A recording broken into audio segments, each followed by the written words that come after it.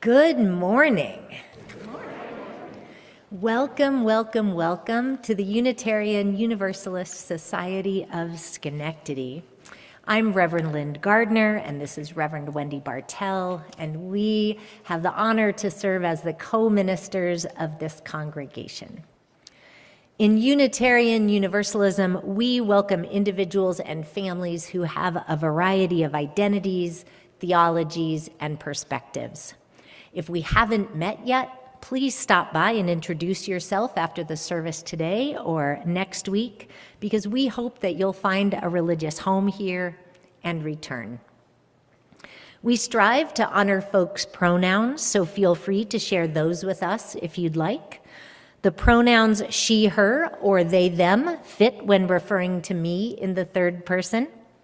But Wendy feels constricted by gender pronouns, many of us use, and so he, him, they, them, or she, her don't really fit, so let's use Wendy's name. When any of us forget anyone's pronouns, because we do, let's remind one another and practice together.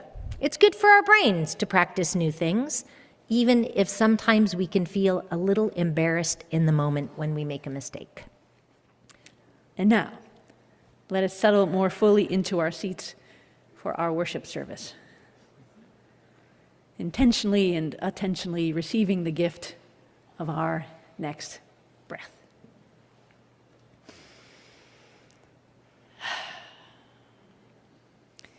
And today, as we gather, we will light an additional candle and invite everyone gathered to set your minds and hearts on peace. On this day, as we gather to sing, to pray, to listen, to learn, to worship, our joy at being together is impacted by an international lack of recognizing our interdependence,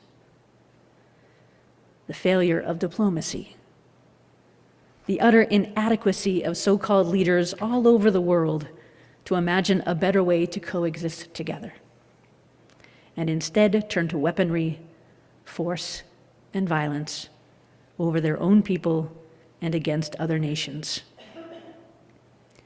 We could make different choices as a species, if only we would. We light this candle to acknowledge the harsh realities of violent regimes, both distant and far too near, to remind us that there is also love and joy that we cannot tame and cannot measure. May this flame, and may our chalice, and may the light of all spill the light of peace in every direction. If you would like to hear our story for all ages from a little bit closer, I invite you to join me closer up here in the circle. This story is called Sustaining the Tree of Life. And it is about a village. Maybe one far, far away, maybe not so far from here. And the tree stood in the middle of the village. The trunk was so large that it took 6 people holding hands to reach around the whole tree. The roots were strong and wide, and the branches spread out over the village square, offering shelter from the rain or shade from the summer sun. The fruit was juicy, sweet, and plentiful. The people of the village loved the tree. Children played beneath and climbed in the lowest branches. Young people knew that if they whispered their dreams in the tree, that they were more likely to come true. People who proclaimed their love or friendship from one another beneath those branches found their relationships to be nourishing, and elders discovered that their sweetest memories could be counted on when they were near the great tree.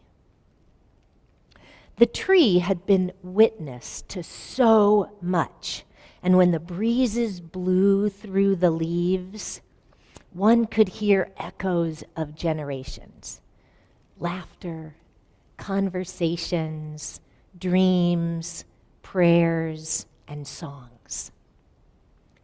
Animals loved the tree too. Rabbits lived in burrows underneath the roots. Squirrels and monkeys lived in the branches, and bats and birds flew in to eat the abundant fruit. The tree just seemed to buzz with life. One day, a traveling merchant arrived in the village. And he looked at the tree. He rested in the shade and ate 2 pieces of delicious fruit. "This fruit is incredible," he said. "I would like to sell some to the next village that I visit. Who owns this tree?" "No one owns the tree. In fact, if anything, we belong to the tree," said one sitting nearby. "Well then, if no one owns the tree, then no one will mind if I pick the fruit," and began to fill his basket. "I mind," said the villager, "and today I am keeper of the tree." "What do you mean, keeper of the tree?" "Well, we each take our turn, being here with the tree. We could never own such a precious thing. A precious being is its own. We are here holding on to what matters as protectors and sustainers." "That's ridiculous," said the merchant. "This tree doesn't need you. You could just take whatever you need, take whatever you want. The tree will continue." But the villager couldn't be persuaded. "Sir, this tree isn't like that. We don't come here to take from it, even though we receive much. We are keepers of the tree because it is here that we are nourished. This is where some of our most precious memories are. This is where our people have dreamed. The roots remind us to hold on and dig deep. The branches remind us to rise up and to do that together. This is where we remember who we want to become."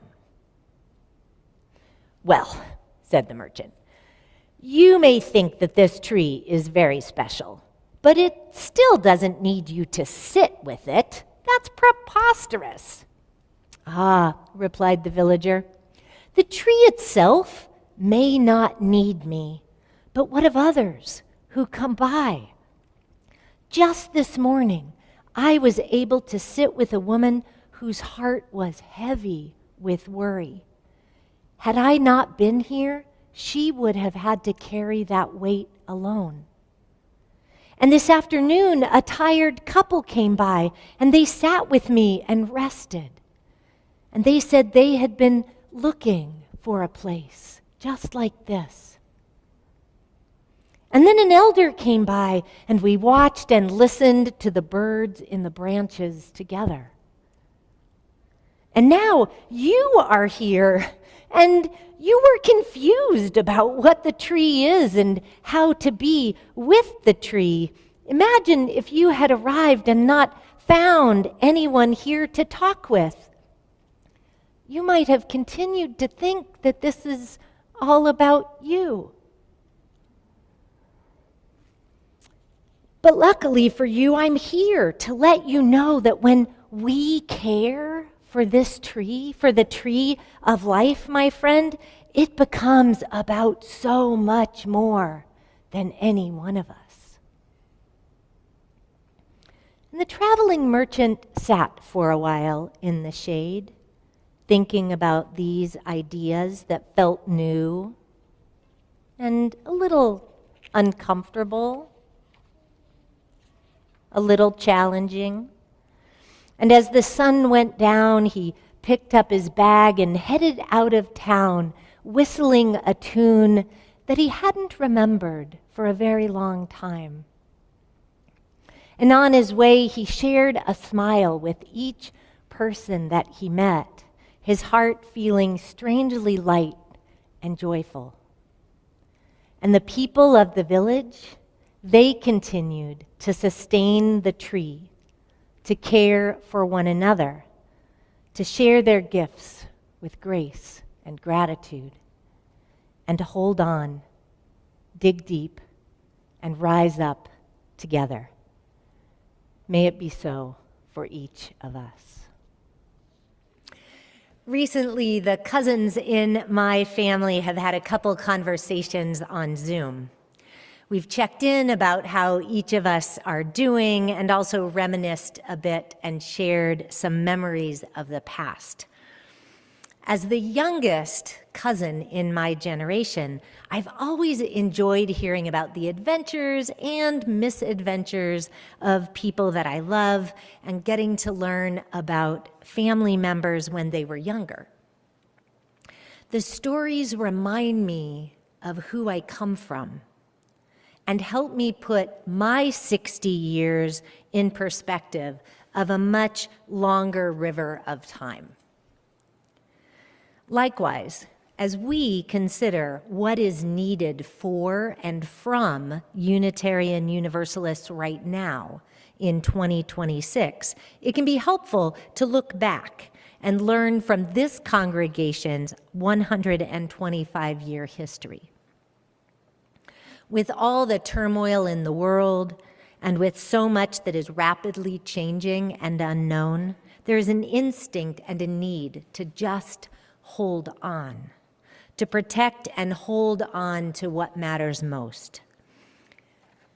And on some days, my imagination and spirit also have the capacity to hold on to a vision of what is possible. Part of the history of this congregation includes times when people held on to a shared idea of what was possible, and their commitment helped make that possibility real. In the late 1800s, there was a lot going on and change happening here in Schenectady. General Electric was still fairly new and quickly becoming central to electrical manufacturing and research. In just 10 years, between 1890 and 1900, Schenectady's population tripled. Many of the new families were seeking religious communities and found that their options were limited. In October of 1900, Reverend D.W. Morehouse, who was the secretary of the Unitarian Conference of the Middle States and Canada, recommended that the American Unitarian Association, or AUA, sponsor a congregation here. He said, in the midst of the rigid orthodoxy of the existing churches there, the Unitarian families find themselves practically unchurched. This, therefore, seems an auspicious time for establishing a Unitarian church in Schenectady. A meeting was held at Schenectady's Women's Club on State Street to gauge interest. 15 people attended. 15. And with the guidance of Reverend James Hodgins and the support of the AUA, they started having services just 3 days later. On February 26, 1901, the first Unitarian Society of Schenectady was born, with 11 charter members. Reverend Van Hoosen proposed the Society's first brief constitution, which was approved along with a slate of officers and a board of trustees. I so appreciate that from this congregation's inception, there has been shared ministry between lay leaders and clergy. There has been a connection to the larger denomination, and there has been democracy. That first constitution that was voted on and approved said, in the language of their time, "With Jesus of Nazareth, this society stands for freedom, fellowship, character, and service in religion. Its members differ widely in speculative thinking and hold their beliefs always open to restatement as growing thought and purer life reveal new truth. We welcome to our fellowship all who are in love with the good, the true, and the beautiful, and who wish to join with us in worship of God and the service of man." The congregation was originally incorporated in the county of Schenectady by a certificate of incorporation dated March 14th, 1901, and recorded in the Schenectady County Clerk's office on March 15th, 1901, hence our anniversary date. Soon after that, the women in the congregation started the Schenectady branch of the National Alliance of Unitarian and Other Liberal Christian Women. It was a big, long name. Later shortened to the Women's Alliance, and now the Daytime Alliance. Even in a growing city, growth in the congregation took time. They didn't have their own place to gather, and they had a lot of ministerial transitions. And members of the congregation held on. 7 years later, in 1908, the congregation had grown to 65 members. With financial support from the American Unitarian Association, they had purchased land at the corner of Wendell and Union. And they completed building a place to gather and worship. They called their worship space All Souls Chapel. For several years, membership and pledges remained fairly flat, even as financial support from the AUA declined with the expectation that the congregation would have grown. Some people were worried and frustrated. And I imagine that some of the members were both hopeful and tired by all that needed to be done. And they held on. They held on to their hope for a thriving Unitarian congregation in Schenectady that welcomed all who are in love with the good, the true, and the beautiful. This is who we come from.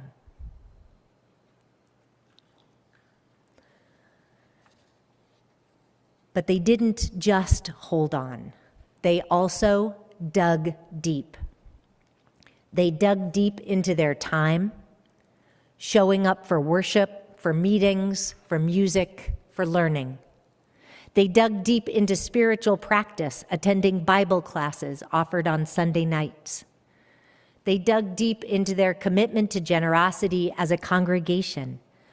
Even as they were met with their own financial challenges, that didn't change their commitment to their minister, and they continued to support organizations and institutions in the wider community, including the Red Cross, Ellis Hospital, and others.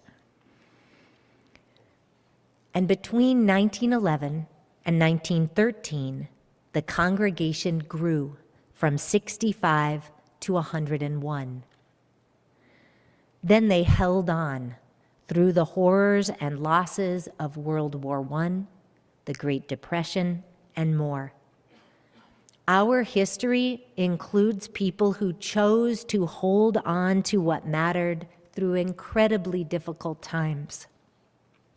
Today, we need to hold on and dig deep for some different reasons and some of the same reasons.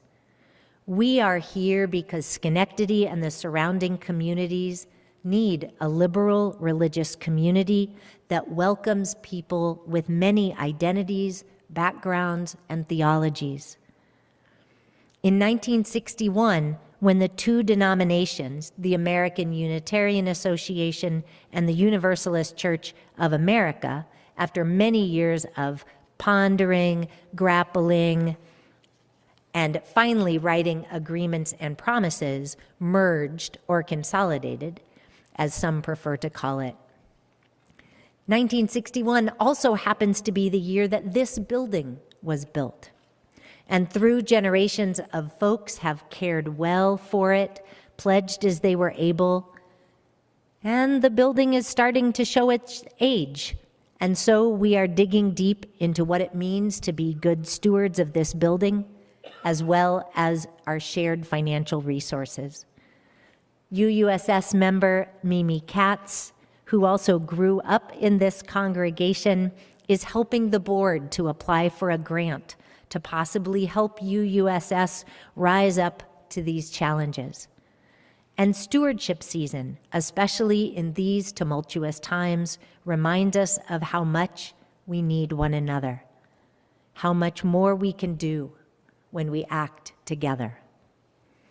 We need to hold on to our values of pluralism, generosity, justice, equity, interdependence, and transformation, all with love at the center.